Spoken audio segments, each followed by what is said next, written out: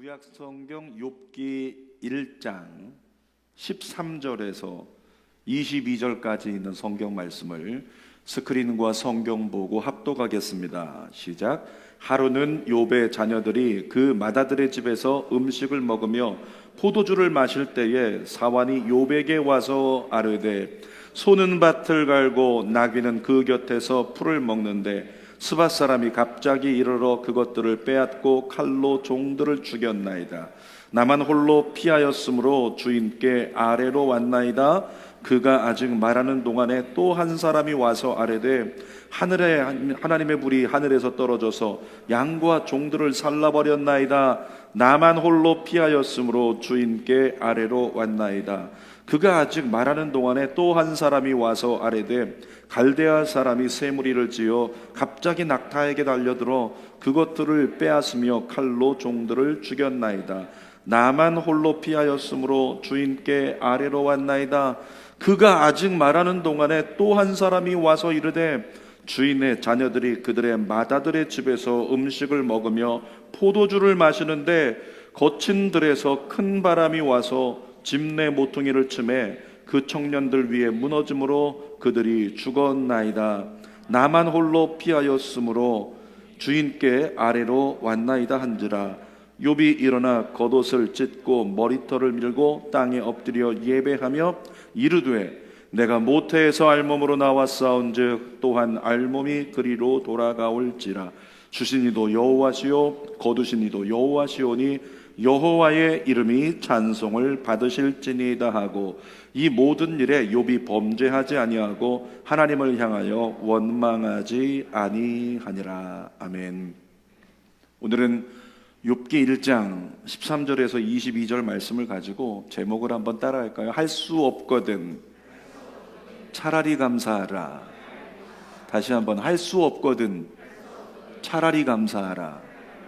이런 제목으로 말씀을 나눕니다. 인생의 절반을 지나면서 느끼는 것이 있다면 모든 것이 내 뜻대로는 되지 않는구나, 내 뜻대로 되지만은 않는구나. 아마 가장 오랜 시간을 사신 우리 권사님도 그런 생각하실 것 같아요. 근데 내 뜻대로만 되지는 않는구나, 인생이라고 하는 것이. 그것을 깨닫는단 말이죠. 우리 모두가 공감하는 사실입니다. 제가 여의도 순복음교회 목회자로 입사를 해서요, 처음에 청년들을 담당을 했어요. 그때 늘 꾸었던 꿈이 뭐냐면 내가 15년 뒤에는 여의도 순복음교회 청년국장이 돼서 주일 오부 예배 인도하면서 청년들을 주님께로 이끌리라, 도시를 초토화시키는 군사로 만들리라, 이와 같은 꿈을 제가 꾸었단 말이죠. 그런데 15년이 지났을 때 저는 어디 있었냐면 2015년이었는데 여의도 순복음교회가 아닌 김포 장기동의 준운교회에 제가 있었어요. 상가 6층에 세워진 교회에서 성도들을 보니까 얼굴은 청년 같은데 세포는 청년이 아닌 성도들과 함께 열심히 신앙생활을 하고 믿음의 씨름을 하고 있었던 제 모습을 봅니다. 그런데 제 안에는 늘 그 꿈이 이제 버려지질 않았잖아요. 내가 정말 예전에는 15년 뒤에는 여의도 순복음교회 청년국장 돼서 대성전에서 설교하며 청년들을 이끌게 해달라고 그렇게 꿈꿨었는데, 가끔씩 제가 사진을 꺼내봅니다. 청년들과 사역하던 사진 이렇게 꺼내서 쳐다봐요. 근데 제가 만났던 청년들은요, 대단했습니다. 은혜만 받으면 인생을 송두리째 하나님께 헌신하겠다고 작정하는 열정 있는 청년들. 저 여러분 안에도 그런 열정이 있다고 믿습니다. 광장에 나가서 외치라니까 광장에 나가서 예수가 그리스도라고 외쳤고, 지하철 들어가서 거기 가서 외치라니까 지하철 안에 들어가가지고 거기서도 여러분 예수님이 그리스도십니다, 예수님이 구원자예요, 그렇게 외치는 청년들의 모습을 기억을 합니다. 예전에 청년들과 초창기 청년들과 오사카 단기 선교 간 일이 있었는데, 눈이 내리는 한방눈이 내리고 있는 상황이었는데도 일본 신사 안에 들어가서 거기서도 하나님을 찬양하라고 하니까 사람들이 막 손가락질하고 비난하는데도 불구하고 일본의 그 신사 안에서 거기서 하나님을 찬양했던 청년들의 모습을 보았던 기억이 있습니다. 그때 제일 많이 불렀던 찬송이 있는데요, 이 찬송인데 일본어 찬송이에요. 여러분을 위해서 한글 음을 기록을 했으니까 혹시 찬양 들으시면서 함께 부르고 싶은 열망이 있걸랑 함께 부르셔도 좋을 것 같아요.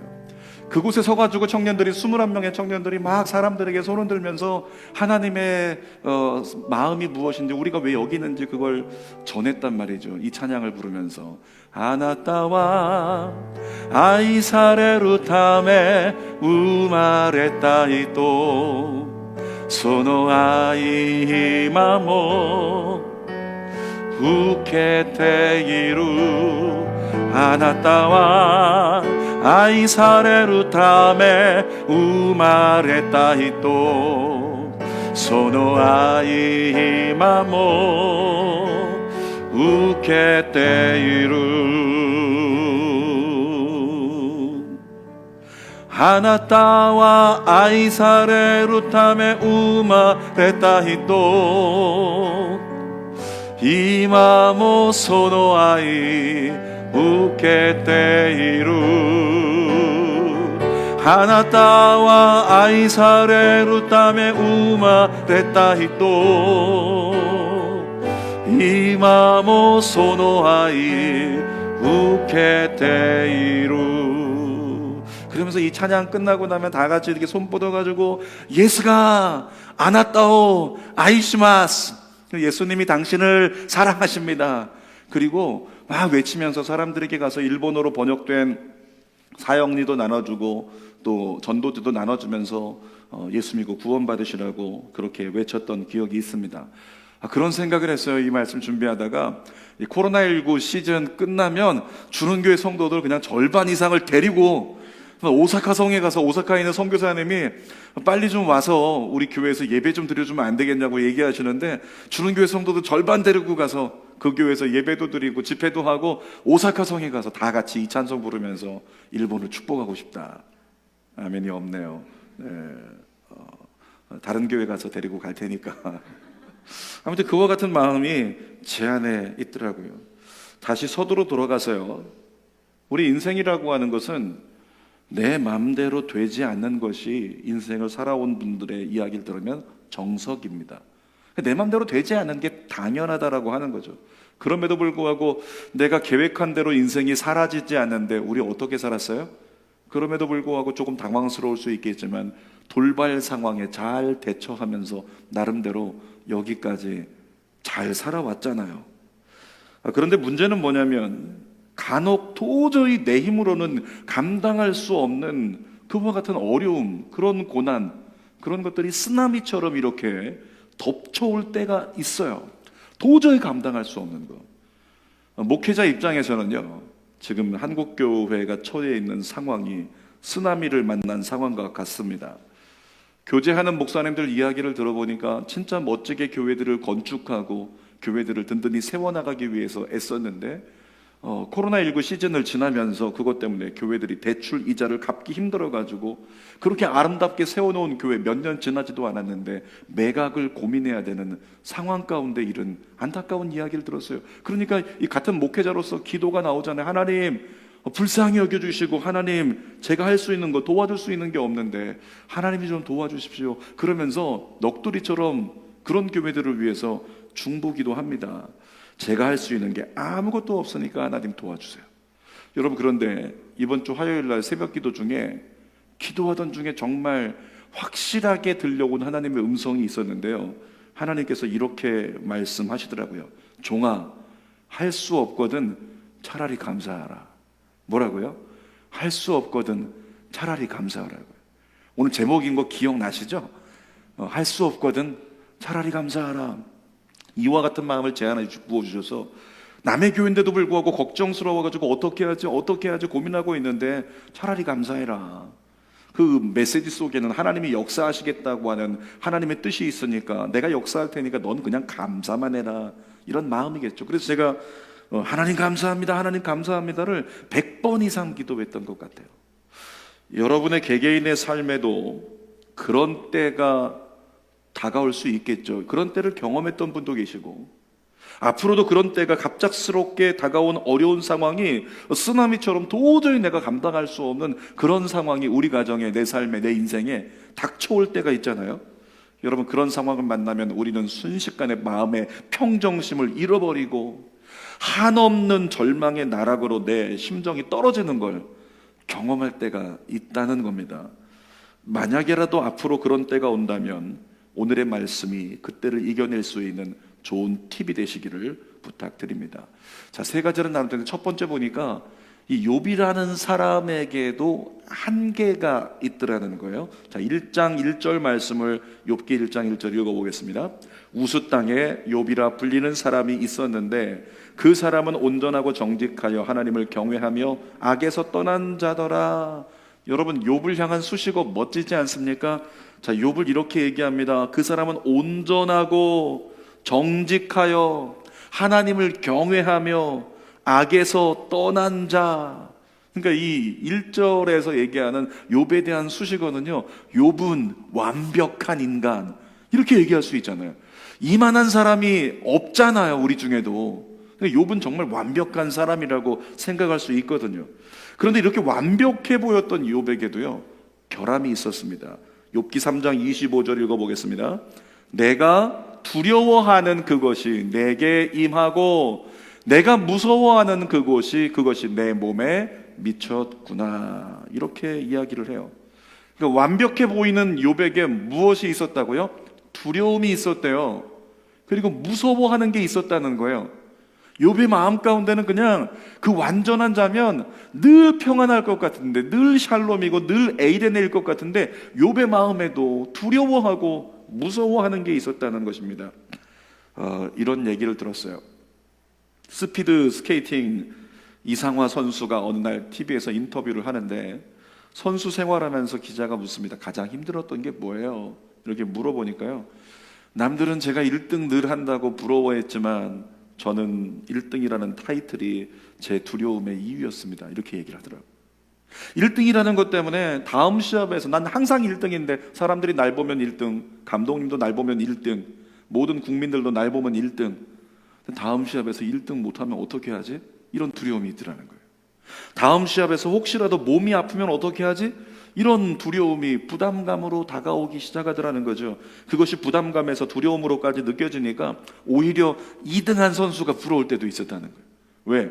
2등한 선수는 앞으로 열심히 노력해서 나 1등 한번 해봐야지, 이런 어떤 목표라도 있잖아요. 그리고 정말 열심히 해서 1등하는 그날을 반드시 볼 것이라고 하는 소망도 있으니까. 근데 나는 그게 아니라 이미 1등이기 때문에 지켜내야만 한다. 혹시 1등 못하면 어떻게 하지? 혹시 몸이 아파서 컨디션이 안 좋으면 어떻게 하지? 이와 같은 두려움이 그 안에 있었다는 거예요. 1등인데도 불구하고. 여러분, 욥이 비슷했습니다. 주변 사람들이 보기에는 욥은 완벽한 사람이었어요. 정말 군더더기 하나 없는 퍼펙트한 사람이었습니다.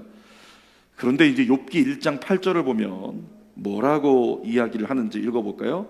여호와께서 사탄에게 이르시되 내가 내 종 욥을 주의하여 보았느냐? 그와 같이 온전하고 정직하여 하나님을 경외하며 악에서 떠난 자는 세상에 없느니라. 누가 얘기하는 거예요? 하나님이 얘기하는 거예요. 그러니까 욥이 이런 얘기 들으면 이렇게 표현했겠죠. 손을 갖다 모아가지고 아우 주님 제가 한 게 없습니다, 하나님이 하셨어요. 그러면서 하나님께 영광 돌리겠죠. 근데 하나님이 1장 3절에 보니까 더 멋진 고백을 주세요. 이 사람은 뭐라고요? 동방 사람 중에 가장 훌륭한 사람이라. 제가 여기 성경에다가 어제 설교 준비하다가요 썼습니다. 주는교회 성도 이렇게 썼어요. 주는교회 성도 중에 이런 사람이 있었으면 좋겠다. 가장 훌륭한 자, 주는교회에서 이런 사람이 나올지어다. 저 혼자 막 선포했잖아요. 김포에서 가장 훌륭하다고 인정받는 시의원이 주는교회에서 나올지어다. 요즘에 시의원은 웃음 나요? 주는교회에서 훌륭하다고 인정받는 국회의원이 나올지어다. 시장이 나올지어다. 옛날 같으면 엄청났는데 요즘은 정치인이 별로 메리트가 없어요. 주는교회에서 경제적으로 나라를 이롭게 만드는 큰 거부가 나올지어다. 아멘한 사람에게 이루어질지어다. 아멘 늦게 한 사람에게도 이루어질지어다. 욥은 그야말로 성경의 수식어를 보면요 엄청난 사람이에요. 대단한 사람이죠. 근데 이상화 선수처럼 욥을 향한 최고의 수식어가 욥에게는 늘 부담이었다는 거죠. 정말 훌륭한 사람, 하나님을 경외하는 자, 사람만 인정하는 것이 아니라 하나님도 인정했던 욥. 여러분, 그런데 욥은 두려움과 무서움이 있었다고요. 지금 내가 누리고 있는 이 부요함과 우리 가정의 평안함, 혹시 이거 잃어버리면 어떻게 하지? 혹시 이것이 깨지는 날이 오면 어떻게 하지? 혹시 나에게 경제적인 위기가 다가오면 어떻게 하지? 이런 두려움이 욥의 안에 있었다는 거예요. 뿐만 아니라 욥은 혹시라도 내가 지금 건강하니까 가정을 잘 믿음 안에 이끌고 있는데 내 건강이 나빠지면 어떻게 하지? 이와 같은 두려움이 욥 안에 있었다는 거예요. 그러니까 바로 이와 같은 두려움과 무서움은 여전히 그 안에 내재되어서 그를 붙잡고 있는 것, 이것이 바로 욥의 한계였다라고 하는 거죠. 사랑하는 여러분, 코로나19와 상관없이요, 열심히 잘 사시는 분들도 계십니다. 아주 그냥 열심히 코로나19와 상관없이 잘 사세요. 그런데 정상적인 사람이라면 어떨까요? 정상적인 사람이라면 당연히 코로나19에 대한 부담감과 두려움이 있을 수밖에 없는 거예요. 지난 주일날 보니까 첫 대면 예배 드리는데 우리 성도들이 많이 나오셨어요. 그런데 설교 시간에 한 분이 기침을 하셨잖아요. 기침을 크게 한 것도 아니고 잠깐 이렇게 이러면서 잠깐 잔기침을 하셨는데 여러분은 잘 모르겠지만 전 설교 시간에 보았습니다. 순식간에 7, 8명의 눈빛이 그분을 향해 딱 돌아가는 거, 딱 쳐다보는 거. 속으로 얘기했겠죠. 말풍선, 코로나 이러면서 염려하는 마음, 두려워하는 마음이 우리 안에 있기 때문에 그런 반응이 일어나고 있다라는 거예요. 여러분, 그럼에도 불구하고 우리는 이렇게 고백할 수 있습니다. 따라합시다. 두려운 것이 정상이다. 뭐라고요? 두려운 것이 정상이라고요. 왜 두려운 게 정상일까요? 우리는 인간이기 때문에 그래요. 인간에게는 한계가 있기 때문에 그런 거예요. 욥도 한계가 있는 인간이어서 두려움을 갖고 살았고 무서움을 갖고 살았던 것처럼 두려운 게 정상이라고요. 그게 문제가 아니라고요. 자, 두 번째로, 근데 욥에게 있어서 안타깝게 여겨지는 부분이 있다면 두려움을 다스리지 못했던 욥이었다라고 하는 것입니다. 자기 안에 있는 두려움 그냥 가지고 살았다는 거죠. 여러분, 사탄은요, 본질적으로 시기와 질투가 가득한 존재예요. 늘 시기하고 늘 질투하는 게 사단입니다. 심지어 하나님에게까지 질투를 했어요. 이사야 14장 13절 14절 말씀 읽어볼까요? 내가 내 마음에 이르기를 내가 하늘에 올라, 이거 지금 사탄의 대사예요. 내가 하늘에 올라 하나님의 뭇별 위에 나의 보좌를 높이리라. 내가 북극 지폐의 산 위에 좌정하리라. 가장 높은 구름에 올라 지극히 높은 자와 비기리라 하도다. 지극히 높은 자, 엘로힘 하나님, 그 하나님과 내가 비기리라. 나도 경배를 좀 받으리라. 그러면서 루시퍼가 그렇게 교만해져서 타락해서 사탄이 된 거잖아요. 근데 사단의 본질은 늘 시기하고 늘 질투를 해요. 근데 그렇게 시기심 많고 질투가 많은 사단이 어느 날 보니까 하나님께서 저 아무것도 아닌 것 같은 그 인간 하나를 그렇게 극찬을 하시는 거예요. 인간을 보면서 너무 흡족해 하시고 너무 행복해 하시는 거죠. 그가 누구였다? 욥이었다. 하나님이 욥을 그렇게 극찬을 하시니까, 그렇게 축복하시니까 사탄이 욥을 참소하기 시작합니다. 자, 사단의 참소를 볼게요. 욥기 1장 9절 시작. 사탄이 여호와께 대답하여 이르되 욥이 어찌 까닭 없이 하나님을 경외하리까? 분명히 이유가 있으니까 하나님을 경외하는 거지 그렇게 원래부터 하나님을 경외하는 사람은 아니었을 거다, 이런 말씀이고요. 자, 욥기 1장 10절 읽어보겠습니다. 주께서 그와 그의 집과 그의 모든 소유물을 울타리로 두르심 때문이 아니니까 주께서 그의 손으로 하는 바를 복되게 하사 그의 소유물이 땅에 넘치게 하셨음이니이다. 하나님이 욥을 너무 사랑하고 너무 인정하고 흡족해 하시니까 욥이 가진 게 많아서 저렇게 하나님을 경배하는 거지, 가진 게 없어 보라고 하나님 경배하겠냐고. 근데 여러분, 이 사탄은요, 시기와 질투만 하는 존재는 아니에요. 사탄은 굉장히 똑똑합니다. 그리고 사탄은 통찰력이 있습니다. 무엇에 대한, 인간이 무엇을 가장 두려워하고 무엇을 무서워하는지 사탄이 너무 잘 알고 있는 거예요. 근데 욥의 내면에 뭐가 있었다고요? 두려움이 있었다고요. 욥의 내면에는 무서움이 있었다고요. 누구에게도 말하지 않았어요. 그냥 속으로만 갖고 있었던 거예요. 속으로만 이 건강, 이 평안, 이 부요함 없어지면 어떻게 하지? 그날이 안 왔으면 좋겠어. 그런 날은 생각도 하기 싫어. 이와 같은 두려움이 욥의 내면에 있었고 자기만 알고 있는 그 두려움이었다라고 하는 것입니다. 그런데 누가 알아요? 사탄이 교활하게도 그 두려움을 안다는 거예요. 그리고 사탄이 교활하게도 욥의 내면 속에 감춰져 있는 이 두려움과 무서움을 공격하기 시작합니다. 이것이 사단의 무서운 부분이에요. 자, 어떻게 공격하는지 욥기 1장 11절 읽어보겠습니다. 이제 주의 손을 펴서 그의 모든 소유물을 치소서. 그리하시면 틀림없이 주를 향하여 욕하지 않겠나이까. 사단이 어떻게 하는 겁니까? 욥을 쳐다보니까 욥 봐라, 욥 가진 것이 없어질까 봐 두려워하네. 그 두려움을 공격하자. 그래서 하나님께 가진 걸 다 뺏어보라고. 그러면 하나님을 인정하지 않고 하나님을 떠날 거라고.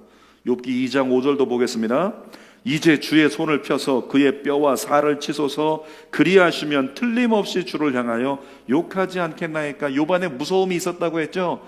자기가 건강을 잃어버려서 혹시라도 가족을 이끌지 못할까 봐 이런 무서움이 있었다고. 사단이 그거를 통찰력 있게 알아요. 그래서 그 자기 안에 있는 건강에 대한 무서움을 공격합니다. 하나님께 몸을 쳐보시라고, 몸을 질병으로 내리치시라고. 그러면 분명히 하나님을 떠날 거라고. 사랑하는 여러분, 욥의 두려움을 이용해서 욥을 시험했던 사탄이요, 이 시대 가운데 누구를 시험하려 들까요? 여러분을 시험하려고 들 거예요. 여러분 안에 있는 두려움, 여러분 안에 있는 무서움, 사탄은 그것을 공격한다는 거죠. 근데 안타깝게도 이 욥이라고 하는 사람을 보니까 자기 안에 있는 두려움을 가지고 하나님 앞에 있는 그대로 내려놓으면서, 성경에 욥이 그것으로 씨름했다면 기록됐어야 되거든요. 욥기가 42장까지 있으니까. 근데 욥이 한 번도 하나님께 제 안에 있는 두려움을 주님께 맡깁니다, 이런 고백을 한 적이 없는 거예요. 욥이 자기 안에 두려움이 있음에도 불구하고 이것을 하나님께 맡기려고 하지 않고 자기가 다스려보려고 노력합니다. 그러니까 혹시라도 이렇게 잔치 벌였다가 문제 있을 것 같으면 그것에 대해서 제사를 지내가지고 제사로서 그냥 해결해 보려고, 제사로서 그것을 모두 무마시키고 넘어가 보려고 하는 그런 시도들이 욥 안에 있었지. 하나님께 매달리면서 하나님, 제 안에 있는 이 두려움을 거두소서, 하나님이 도우소서, 이렇게 간절히 매달려 하나님께 두려움을 맡겼던 모습이 없다는 것입니다. 성경을 보니까 결국에는 사탄이 그 두려움을 이용하도록 욥은 내버려 두고 말았고, 결과는요 참담했어요. 욥기 4장 14절 읽어볼까요? 시작. 두려움과 떨림이 내게 이르러서 모든 뼈마디가 흔들렸느니라. 결국에는 두려워하던 일이 일어나 버려서 내 모든 뼈마디가 흐느흐느해져 버리는 고통을 욥이 겪게 됐다는 거예요. 욥기 21장 6절도 읽어보겠습니다. 내가 기억하기만 하여도 불안하고 두려움이 내 몸을 잡는구나. 그러니까 나에게 일어난 일을 생각만 해도 온몸이 사스라칠 정도로, 소스라칠 정도로 그렇게 힘든 삶을 결과로 보게 됐다는 거죠. 그것이 바로 욥이 두려움을 다스리지 못하니까 나타난 결과입니다. 그래서 세 번째로 우리가 나누고자 하는 것은, 어떻게 하면 두려움이라고 하는 것을 다스릴 수 있을까를 함께 나눕니다. 여러분, 두려움을 다스리는 것에 대해서 두 가지 시점으로 구분할 수 있습니다. 두려워하는 일이 일어나기 전에 두려움을 다스리는 법이 있고, 두려워하는 일이 일어난 후에 두려움을 다스리는 법이 있어요. 먼저 두려워하는 일이 일어나기 전에 두려움을 다스릴 수 있는 법, 야고보서 4장 8절 읽어보겠습니다. 시작. 하나님을 가까이 하라. 그리하면 너희를 가까이 하시리라. 사랑하는 여러분, 우리 하나님은 태양과도 같고 우리 하나님은 완벽한 의이신데, 이 의라고 하는 것은 죄가 들어오면 의 안에서 타버려요. 그러니까 죄가 의로 가까이 갈 수가 없는 거예요. 근데 우리가 하나님을 가까이 가려고 하면 가까이 가는 순간 우리 안에서 하나님의 의의 순도가 높아지는 거예요. 그러니까 하나님 가까이 가면 갈수록 우리 안에서 죄도 없어질 뿐만 아니라 우리 안에서 두려움도 타버리기 시작하고 두려움도 작아지기 시작하는 은혜가 있더라는 거죠. 그래서 성경이 우리에게 얘기하는 겁니다. 하나님을 가까이 하라고. 그래야 네가 산다고, 이렇게 이야기를 하는 거예요. 뿐만 아니라 우리가 하나님을 가까이 하면 어떻게 될까요? 서로 이렇게 멀리 떨어져 지내던 사람이 가까이 만나면 어떻게 돼요? 이런 거 있잖아요. 줌으로 이렇게 소그룹 모임을 하던, 줌으로 회의를 하던, 이렇게 하던 사람들이 어느 날 이제 오프라인에서 같이 얼굴을 맞대고 있으면 어떻습니까? 더 소통이 잘 되는 것 같죠. 물론 더 소통이 잘 될 수도 있겠죠. 가까이 있으니까 감정이 느껴지니까. 여러분 그렇습니다. 하나님을 가까이 하는 것도 마찬가지입니다. 우리가 하나님을 가까이 하려고 노력하면 하나님과 소통이 더 잘 되기 시작하는 거예요. 하나님과 소통이 가능해지는 거죠. 그러면 하나님과 소통하면 어떤 일이 벌어지냐면 하나님이 원하시는 것이 무엇인지 깨닫게 되고 또 하나님의 실존이 무엇인지를 느끼게 되니까 그때부터 하나님의 말씀을 더 의지하게 된다라고 하는 거죠. 근데 성경은 우리가 하나님을 가까이 하고 하나님과 소통하고 하나님을 의지하는 것이 어떤 역사인지 엄청난 이야기로 우리에게 전해주고 있어요. 잠언 16장 20절 말씀 읽어볼게요. 시작. 삼가 말씀에 주의하는 자는 좋은 것을 얻나니 여호와를 의지하는 자는 뭐라고요? 복이 있느니라. 그러니까 우리가 세상에서 복을 받고 싶어가지고 그렇게 이제 다가오는 2021년 되면 또 설날 오면 새해 복 많이 받으세요, 복 많이 받으세요, 복복 그리고 살아갈 텐데 우리에게 가장 큰 복이 뭐다? 여호와를 의지하는 것이다. 하나님 가까이에서 하나님 말씀을 듣고 하나님과 소통하며 하나님을 진정으로 의지하는 삶, 그분에게 삶을 의탁하는 삶, 그 삶이 진짜 복된 삶이야. 여러분의 자녀들이 복된 인생 살기를 원하면 하나님 가까이 살아가게 하고 하나님과 소통하게 양육하시기를 또 그렇게 자라게 되기를 기도하시기를 주님의 이름으로 부탁드립니다. 잠언 30장 5절도 읽어보겠습니다. 시작. 하나님의 말씀은 다 순전하며 하나님은 그를 의지하는 자의 방패시니라. 하나님의 말씀이 하나님을 의지하는 자의 뭐가 된대요? 방패가 된대요. 그러니까 우리가 하나님을 가까이 하고 하나님과 말씀으로 소통하면서 주님께 기대기 시작하면 주님은 우리의 방패가 되셔서 어떤 어려움도 우리 심령 안으로 침투하지 못하도록 하나님이 지켜주신다고 말씀하시는 거죠. 제가 철야 때도 나누었던 건데요, 삶을 살아가다 보면 부정적 감정이 순식간에 들어와요. 감정이 안 좋아져요. 감정이 정말 부정적인 것으로 가득해져요. 그래서 감사가 안 나오고 기뻐할 만한 은혜가 없을 때 어떻게 해라? 부정적 감정 들어오면 즉시 하나님 앞에 엎드려서 하나님과 Q&A 하라. 그래서 하나님께 말씀드리는 겁니다. 하나님, 제 감정이 지금 이렇습니다. 제가 지금 하나님 열받은 거 아시죠? 제가 지금 답답한 거 아시죠? 제가 무서운 거 아시죠? 제가 슬픈 거 아시죠? 하나님, 어떻게 하면 좋을까요? 그리고 하나님의 음성을 들으라는 것입니다. 사랑하는 성현아, 그리고 하나님의 음성을 듣고 하나님의 음성을 기록하다 보면 해본 사람은 압니다. 순식간에 하나님께서 부정적 감정에서 내 마음을 잡아주시고 내 마음을 사로잡으려고 하는 두려움에서 벗어나게 만들어주시는 주님의 은혜를 경험하게 된다는 거예요. 그러니까 어떤 사람이 그렇게 부정적 감정이 들어오기만 하면 하나님과 Q&A, 하나님께 묻고 하나님의 음성을 듣는 이 시도가 누구에게 가능해질까요? 하나님을 가까이 하며 살아가는 사람, 그냥 오늘만이 아니라 매 순간 습관적으로 매일매일, 때로는 매일매일 영성 일기를 쓰면서 하나님과 더 가까이 가려고 노력하는 사람, 그런 사람에게 가능해지는 거라고요. 그런 사람만이 순식간에 두려움을 이길 수 있고 순식간에 내 마음의 무서움을 극복할 수 있는 은혜를 경험하게 된다는 거죠. 하나님의 음성을 듣기 위해 하나님께 가까이 나아가며 하나님 말씀에 귀를 기울였기 때문에 그와 같은 은혜를 입는다는 거예요. 그것이 바로 두려워하는 일이 다가오기 전에, 일어나기 전에 두려움을 우리가 방지하는, 이겨내는 법이라고 하는 거죠. 그렇다면 두려워하는 일이 벌어진 다음에, 일어난 뒤에 두려움을 다스릴 수 있는 법은 무엇이 있을까? 여러분 그런 생각 해보잖아요. 실제 내가 두려워하던 일이 일어나면 어떻게 될까? 얼마나 상심할까? 이런 생각 해보잖아요. 제가 목사로서 이런 고민을 해요.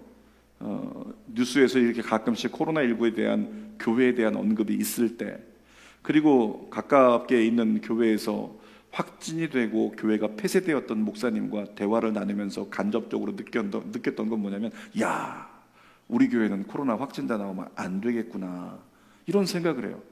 그러니까 목사로서 이런 생각을 하죠. 근데 목사인 내가 만약에 코로나19에 확진된다면 이라는 생각을 가끔 해봐요. 그러면 등에요 소름이 쫙 끼칩니다. 순식간에 발뚝에 그냥 소름이 돋으면서 저도 모르게 생각만 하다가도 혼자서 막 고개를 흔들어요.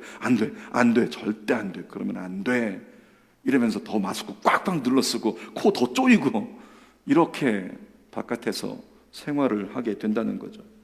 그런데 여러분, 때로는 욥에게 일어났던 것처럼 절대로 일어나면 안 되는 일이 현실이 다가올 때가 있잖아요. 욥에게 실제로 그 일이 일어났죠. 두려워하던 것처럼 모든 걸 잃어버렸어요. 무서워하던 대로 병에 걸려버렸어요. 근데 놀라운 건 뭐냐면 성경을 보니까 욥이 입술로 하나님을 배반하지 않았다, 이렇게 기록을 하면서 욥이 위대한 사람이 된 거죠. 자, 욥기 1장 22절 읽어볼까요? 시작. 이 모든 일에 욥이 범죄하지 아니하고 하나님을 향하여 원망하지 아니하니라. 하나님께서 모든 걸 다 가져가시게 했는데도 불구하고 욥이 하나님을 원망하지 않아요? 또 욥기 2장 10절도 읽어보겠습니다. 시작. 우리가 하나님께 복을 받았은즉 화도 받지 아니하겠느냐 하고 이 모든 일에 욥이 입술로 범죄하지 아니하니라. 자, 어떻게 이렇게 욥이 초연할 수 있었을까요? 어떻게 욥이 이렇게 반응할 수 있었을까요? 아무것도 할 수 없어서 욥이 선택한 것이 있는데, 오늘 제목처럼 아무것도 할 수 없어서 차라리 하나님께 감사하고 차라리 하나님께 찬송하자 라고 욥이 선택을 했다는 거예요. 그랬더니 두려워한 일이 일어났지만 그럼에도 불구하고 그 두려워하는 일을 그 뒤에 이겨내면서 신앙을 지킬 수 있었다는 것입니다. 자, 성경 말씀 욥기 1장 21절 읽어볼까요? 시작. 내가 모태에서 알몸으로 나와 싸운즉 또한 알몸이 그리로 돌아가올지라. 주신 이도 여호와시요 거두신 이도 여호와시오니 여호와의 이름이 찬송을 받으실지니이다. 여러분, 이 말씀을 다른 말로 하면 이런 것입니다. 주신 분도 하나님이십니다. 감사합니다. 거둬가신 분도 하나님이십니다. 주님 감사합니다. 여호와의 이름만 내 삶에 높임을 받으소서. 욥이 그렇게 찬송을 했다는 거예요. 제가 2007년도에 파주에 살고 있을 때 강남에 있는 교회 청년부를 맡게 됐습니다. 근데 2007년도에 저희 집이 재정적으로 굉장히 좀 어려움을 겪고 있었어요. 생활비가 필요해서 파주에서 강남을 출퇴근을 해야 되는데 생활비가 필요해서 차를 팔았어요. 그리고 그 차 판 값으로 3개월 생활비를 만들었던 적이 있습니다. 파주에서 강남까지 버스를 3번 갈아타면서 왕복 4시간을 3개월 동안에 출퇴근을 했던 적이 있어요. 버스 타고 계속 지쳐서. 또 어느 날은 찬양을 인도하고 있었는데 찬양 인도할 때 연주하던 어쿠스틱 기타를 정말 사랑하고 잘 관리했던 건데 그것을 돈이 필요해서 팔았어요. 그것을 판 날 얼마나 서글펐는지 몰라요. 내가 하나님을 예배하기 위한 기타인데 이것마저도 팔아야 된다니, 그런 마음이 정말 안 좋았어요. 그리고 어느 날 철야 예배 끝나고 집에 도착을 했는데 새벽 1시쯤 됐죠. 버스 타고 왔으니까. 근데 메일이 하나 들어왔는데 보니까 상담 카페에서 이렇게 메일이 왔는데 우울증 자가 진단, 이런 메일이 왔어요. 제가 자기 전에 그냥 호기심에 한번 눌러봤습니다. 문항 50개였는데 50문항을 풀고 하나씩 풀어보고 그 다음 마지막에 엔터 딱 눌렀어요. 엔터 눌렀더니 90점이라고 딱 떴어요. 여러분, 시험 점수가 90점이면 얼마나 좋겠어요. 근데 거기 떴던 90점은 뭐냐면 우울증 가능지수 90점이라고 뜬 거예요. 목사인데 목사에게 우울증 가능지수가 90점. 충격적인 결과에 제가 넋을 놓고 있는데 저도 모르게 그 순간에요, 반사적으로 제가 이렇게 말을 하고 말았어요. 여러분 한번 따라해 볼까요? 안 되겠다. 감사해야겠다. 그래야 살겠다. 저도 모르게 우울증 90% 가능성, 딱 그거 보면서 마음이 혼란스러운 가운데 넋을 놓고 있다가 저도 모르게 그냥 고백한 거예요. 소파에서 안 되겠다. 감사해야겠다. 그래야 나 살겠다. 이렇게 제가 고백을 하고 그때부터 감사를 시작하더라고요. 저는 믿습니다. 그때 성령께서 감화감동하셔서 감사할 수 없는 순간의 감사로 제 영혼을 잡아주셨다고 믿어요. 그때 제가 감사 노트에다가 하루에 10가지씩 감사를 40일 동안 1차로 기록을 하는데 그때 썼던 감사 기도 제목을 지금도 잊지 않습니다. 몇 가지만 소개하면 이렇습니다. 차를 팔았지만 3달치 생활비가 생겨서 감사합니다. 버스를 타고 왕복 4시간을 출퇴근하지만 차에서 실컷 잘 수 있어서 감사합니다. 기타를 팔았지만 2주일치 활동비가 생겨서 감사합니다. 그리고 어려운 때 감사로 마음의 중심을 잡게 해주셔서 감사합니다. 이런 감사의 고백을 쏟았어요. 그때는 그거 쓰면서 그냥 감사를 썼지만 어땠을까요? 울었어요. 울면서 썼어요. 그 감사를 쓰면서도. 근데 여러분, 그렇게 매일 10가지 감사를 40일 동안 쓰는 동안 하나님은 기적과도 같은 상황을 통해서 재정 문제를 해결해 주셨어요. 정말 이건 뭐 있을 수도 없는 일인데 누군가를 통해서, 어떤 기관을 통해서 하나님이 3천만 원이라고 하는 돈을 무이자로 5년 동안 쓰라고 그렇게 빌려주셔서 부채를 해결하고 생활의 위기를 넘어갔던 적이 있었다는 거죠. 그 하나님의 은혜를 경험하면서 또 얼마나 눈물로 감사했겠어요. 그리고 나서 그 다음 주일날 설교를 하는데 설교 제목이 뭐였냐면 여호와는 나의 목자라고 하는 제목의 설교를 했어요. 그리고서 설교 중에 찬송을 여호와는 나의 목자라고 부르는데 얼마나 많이 울었는지 몰라요. 그때와 다른 곡이지만은 하나님이 나의 목자가 되셔서 나를 잊지 않고 계시구나, 내가 하나님을 붙들려고 하는 순간 하나님 날 반드시 건져주시는구나, 우리 그 마음을 나눴었는데 그 마음으로 한번 찬양을 불러보겠습니다. 여호와 나의 목자 내게 부족 없네. 푸르른 초장 위에 나의 몸 누이시네. 선한 목자 오 나의 목자여, 생수가 넘치는 곳 날 인도하시네.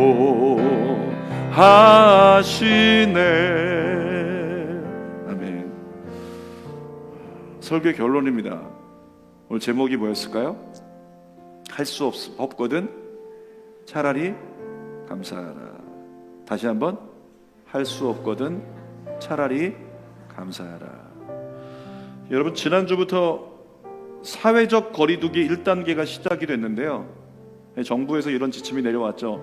좌석의 30%만큼은 예배드릴 수 있습니다. 이렇게 지침이 내려왔어요. 그러니까 주는 교회는 한 60명 정도는 예배드려도 된다, 이런 결론이 난 건데, 30% 예배드려도 된다라고 하니까 교회들의 반응이 어땠는지 아세요? 교회들의 반응이요, 감사합니다, 감사합니다, 감사합니다. 그리고 그 지침 이후에 교회들이 막 정부를 비난하고 불평의 소리를 내고 이런 것이 거의 사라졌어요. 뉴스에서도 인터넷에서도 거의 사라졌어요. 이런 생각을 해봤습니다. 처음부터 한국교회가 주어진 상황에 대해서 이렇게 되든 저렇게 되든 예배를 열어주신 분도 하나님, 예배를 닫으신 분도 하나님, 이렇게 하나님 바라보고 차라리 하나님께 감사했더라면 어땠을까. 만일 그랬다면 교회의 위상이 지금처럼 바닥에 떨어지고 사회적으로 비난 여론이 형성되지는 않았을 텐데 라고 하는 생각을 해보죠. 사랑하는 여러분, 앞으로도요, 한국교회뿐만 아니라 포스트 코로나 시대를 살아갈 때 어떤 변화가 있을지 우리는 알지 못합니다. 어떤 일들이 우리를 찾아올지 우리는 알지 못합니다. 그런데 한 가지 분명히 아는 사실이 있습니다. 아무것도 할 수 없어서 차라리 감사하자고 여러분이 감사를 선택할 때요, 두려움이 여러분을 삼키지 못하도록 하나님이 여러분을 지켜주십니다. 그리고 오히려 하나님을 찬양할 수 있는 기회로 만들어주시고 반드시 합력해서 선이 어떻게 일어나는지 여러분들에게 보여주실 줄 믿습니다. 그래서 삶을 살아가면서 할 수 없거든 뭐라고요? 차라리 감사하자. 기도하겠습니다. 살아계신 아버지 하나님, 하나님께서 사도 바울을 통해 골로새 교회에 말씀하셨습니다. 평강이 너희 마음을 주장하도록 너희는 감사하는 자가 되라. 살아계신 아버지 하나님, 우리도 인간이고 우리도 한계가 있기에 우리 안에도 두려움이 있습니다. 무서움이 있습니다. 그것을 내버려 두지 말고 하나님 안에서 이겨낼 수 있는 아버지 하나님 선택을 할 수 있도록 하나님 가까이 머무는 종들이 되게 하시고, 두려워하는 일이 나에게 미쳤을 때에 욥을 통해서 보여주신 것처럼 그럼에도 불구하고 그 순간에 하나님을 찬양하기로, 하나님께 감사하기로 선택하면 아무것도 할 수 없어서 차라리 내가 하나님께 감사하고 찬양하자 그렇게 선택한 욥에게 하나님의 놀라운 회복이, 그리고 우리에게 귀감이 되는 믿음의 롤 모델이 된 것처럼 우리도 그와 같은 삶을 살아갈 수 있도록 은총 베풀어 주시옵소서. 예수님의 이름으로 기도하옵나이다. 아멘. 두 손을 가슴에 대고 정말 내가 약할 때가 인생을 살아가다 보면 다가오게 되겠죠. 두려움의 마음이 약해지고 또 무서움에 심령이 흔들릴 수 있는 그런 상황이 올 때 우리 이 말씀 기억하고 이 찬양 기억하면서 믿음으로 주님을 바라봅시다. 거룩하신 하나님 주께 감사드리세. 날 위해 이 땅에 오신 독생자 예수, 나의 마음과 뜻 다해 주를 사랑합니다. 날 위해 이 땅에 오신 독생자 예수, 내가 약할 때 강함 주고 가난할 때 우리를 부욕해 하신 나의 여전히 신실하신 하나님, 내가 약할 때, 내가 약할 때 강함 주고 가난할 때 우리를